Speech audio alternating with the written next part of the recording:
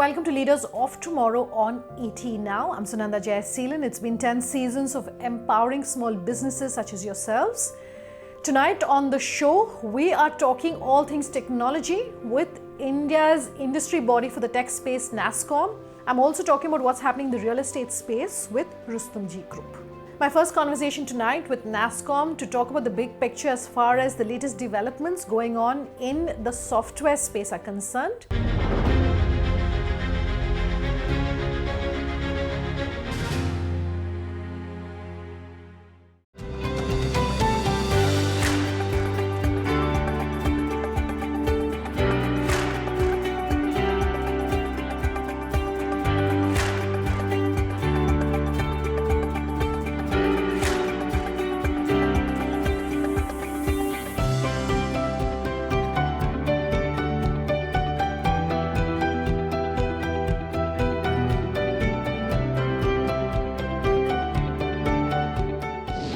Thank you very much for speaking with us here on the Leaders of Tomorrow.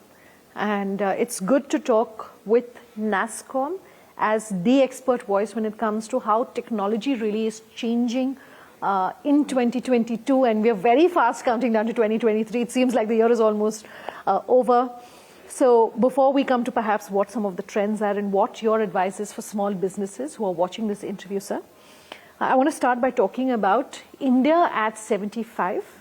And we are talking about this trillion and billion dollar economy really that India is the superpower and that's going to become. From a tech perspective, how are you really viewing things? Very interesting, Sunanda. You know, if you trace back the way technology has evolved in the last 20, 30 years, it isn't first that technology evolved and the way of use of technology changed. It is always the user preferences, the user they would love to do business, that change, and the technology evolved to support that. So all these changes are happening because of change in customer preferences. And even if you look at from the 75 years, our industry, the tech industry, is just 30 years young. 30 years young. What started as a limited opportunity, today looks like the world's problem on software could be solved only by this country. That's the way we earn the trust. We earn the confidence of the customer saying that what could be done. Overall, in the last 75 years of the period of time, the maturity improves. The reliability and trust of us as a people can deliver sustained, continued product has gone up. We've been able to adopt technology fairly quickly, and our ability to adopt the technology quickly and resilience and trust put together has got us to the shape where we are. Sure. Okay, so and I'm going to pick up on that because we're talking about India not just at 75, but looking forward to India at 100, and you're saying that confidence and humility is perhaps going to carry us forward.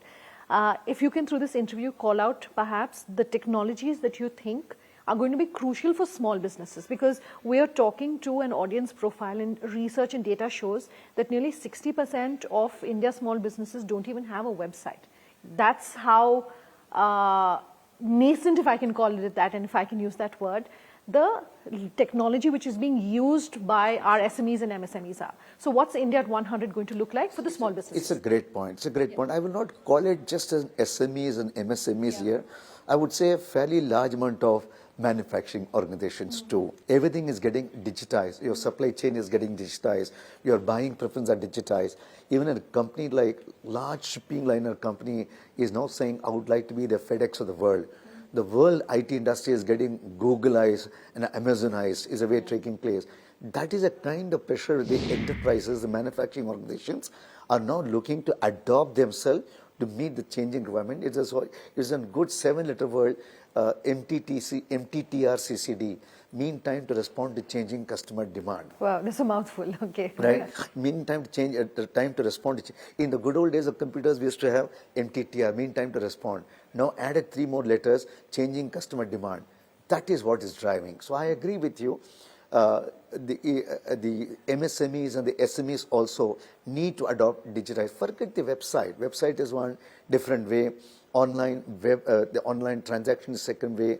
Even the selling today, the personalized selling today, you cannot do to physical selling. Your web communicates the new selling process that is required. We at Nasscom to address that, leveraging the strengths of technology has been powering the large multinational enterprises globally. saying how do we take these processes to Indian enterprises and SMEs. We are calling this program as Digital Next. Fantastic. What is the role that the government should be playing in your mind when it comes to driving this digital inclusion and digital literacy? I would say government can help many times in perhaps fixing the regulatory processes. I'll give an example. The world is moving towards sustainability and green. If government were to come back with a regulation and said, going forward, all the buildings and all the infrastructure that's coming up by 2025, 2026 should be at least 30% energy efficient. If government can enable saying that for you to transact business, it is important that you will make these things operational, it gets acceleratively augmented. So I would say government can do a big role in regulatory aspect. Government can do a very big role in their own process of ease of doing business, which we have, as a country, have improved tremendously. There's an opportunity. If regulatory and ease of doing business can be done, industry by itself will take care of it. Organization Nasscom can completely do an enabling role.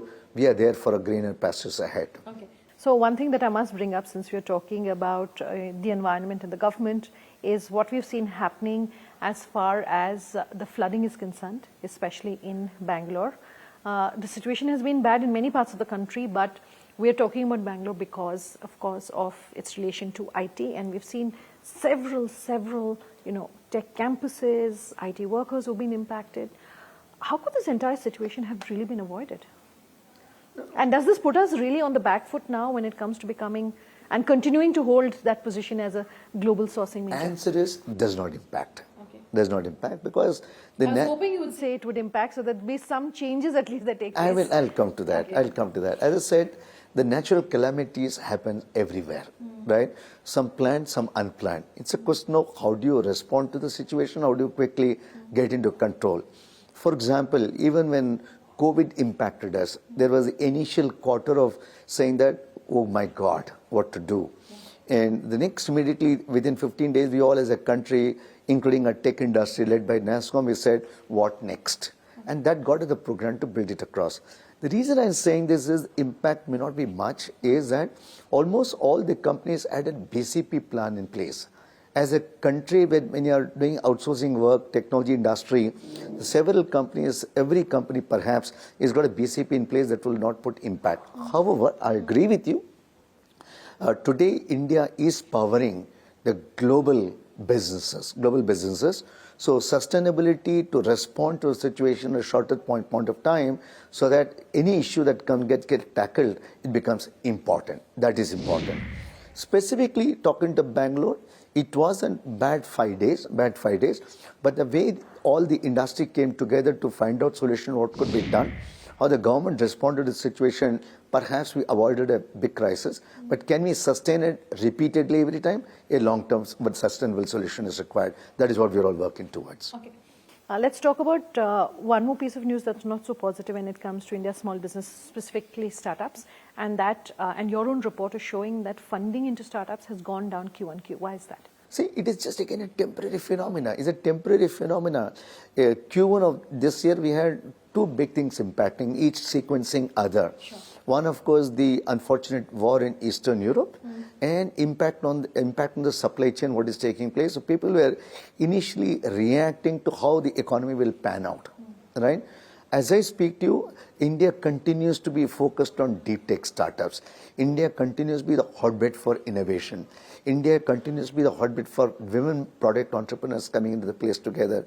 And the new ideas that coming to solve the problem is just going to recover from the phase what we went through in uncertainty from February to June.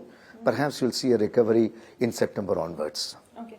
So you're saying temporary phenomenon. Would that also be your response if we were to speak about the spate of layoffs that we've been seeing? It's all linked together. It is just linked that suddenly it disrupted the process what took place. As you take a step back and said what else could be done, and the Indian industry, India teching continues to be a net positive higher industry, notwithstanding. Again, as I said, anything is momentary to pass it off as a trend is the wrong folly. Okay.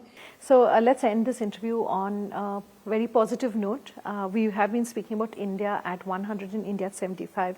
But as we're counting down to the new year in 2023, could you say perhaps for our small entrepreneurs that this is the advice that you want to leave them with, to say, perhaps you should look at, let's say, AI is going to become increasingly more a part of your lives, and not just something which is future technology, but something you should look at, or some other technology, or something that you want to leave them with? No, 3 words, or 3 sentences.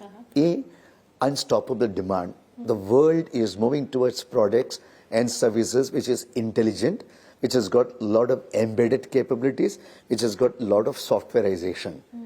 There is no other place better than India to meet this requirement, big and small. So for a small and medium enterprises, it is important they accelerate the digitization processes, leverage the tech companies big and small, including the program like Digital Next, what Nasscom has launched, to get into the fold, understand how quickly can they do it.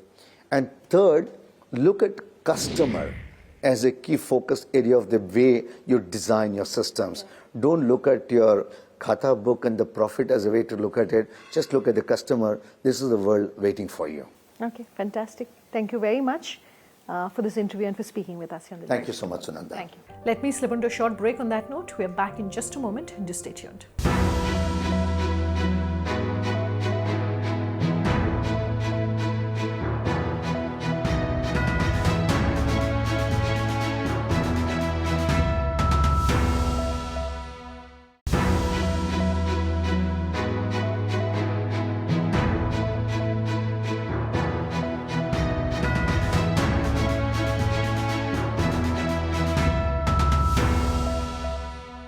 Welcome back with us here on Leaders of Tomorrow. Tonight, we're talking about the real estate space, trends, pricing, demand outlook, all of that in conversation with Boman Irani of the Rustomjee Group, joining us here live on the show.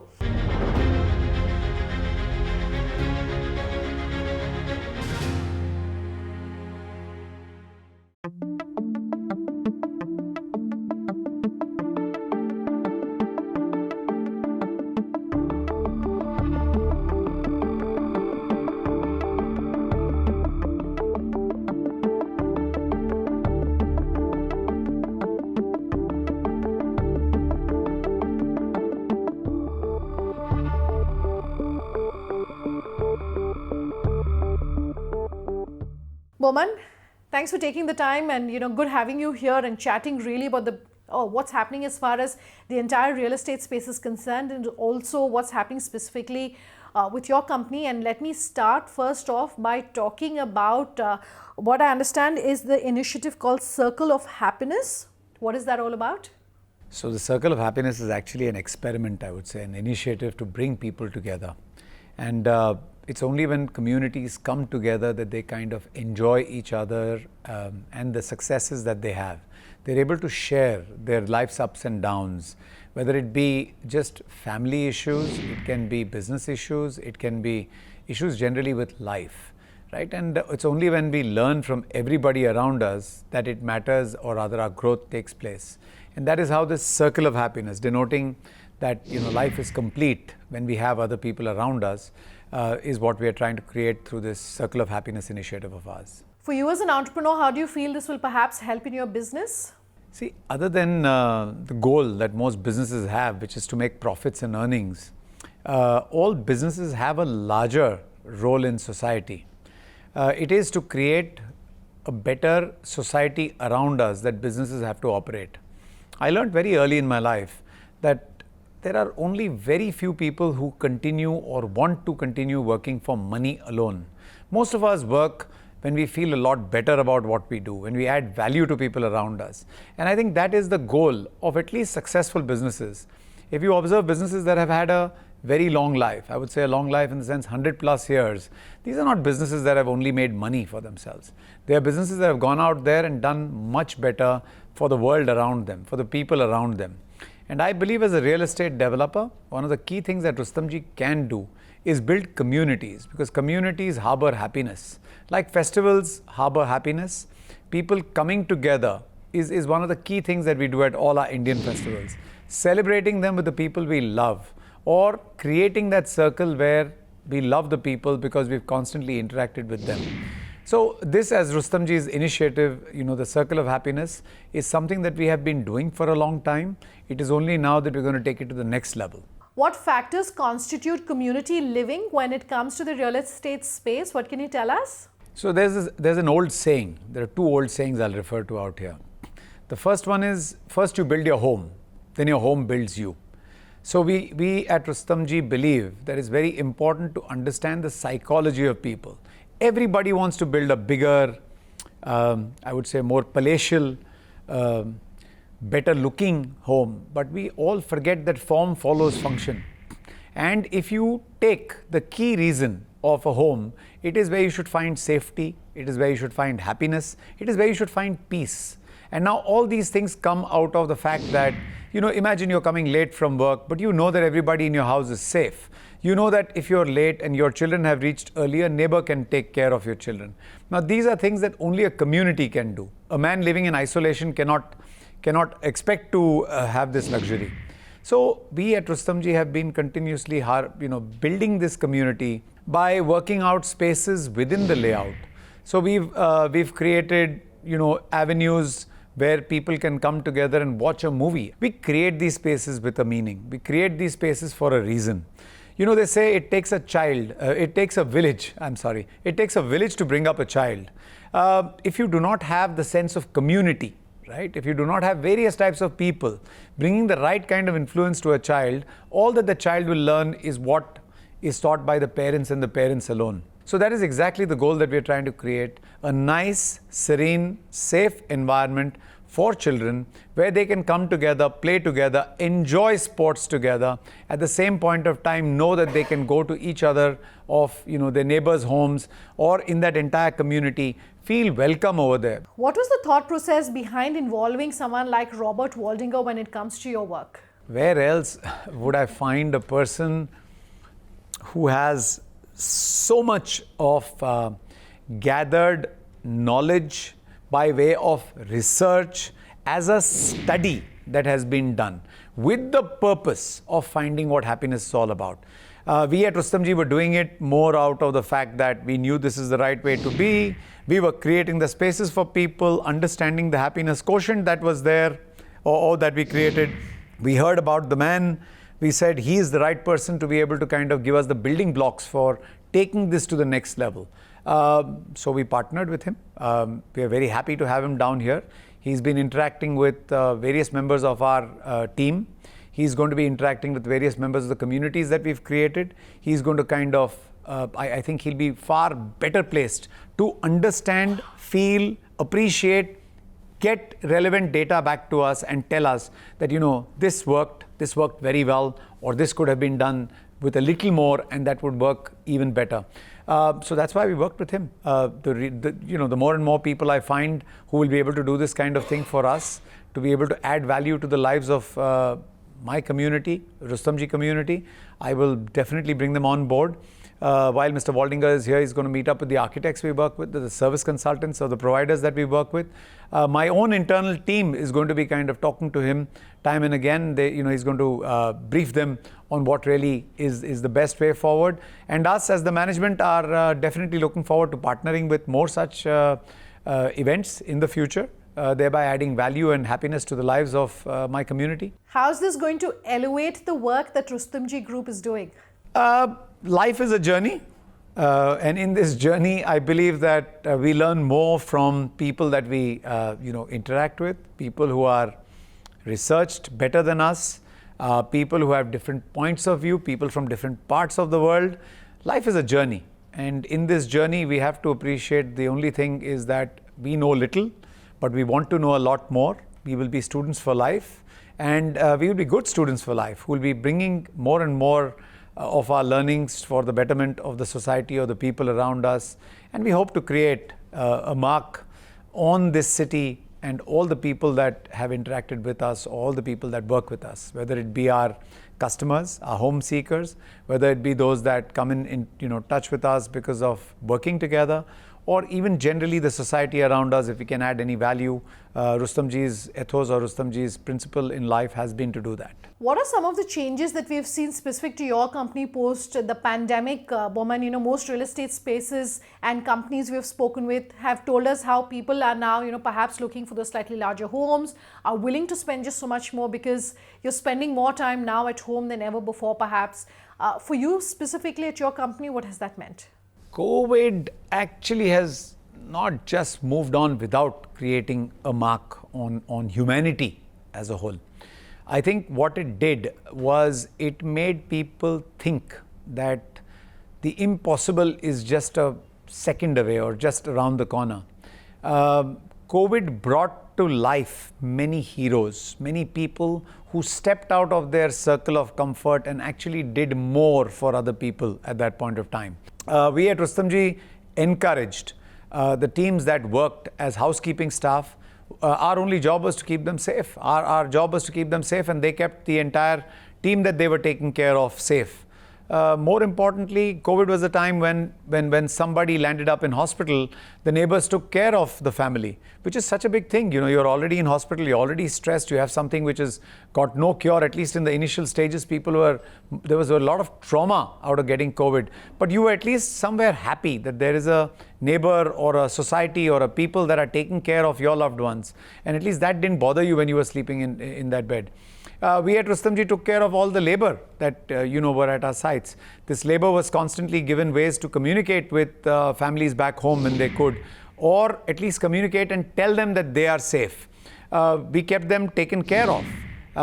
And at Rustomjee, we kind of pass this message across to all our teams that everything that we can do, big and small, it really doesn't matter. At that time, the smallest thing is what may be most needed, and it is something that we would have to do.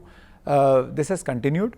Today, good companies, are building more and more value into their surroundings, into their teams, into their work environments, and we believe that Rustomjee will continue to do the same and will be one of those companies that will be recognized or will at least have the pleasure of having done the right things over the longer period of time. All right, Boman, thank you so much for your time.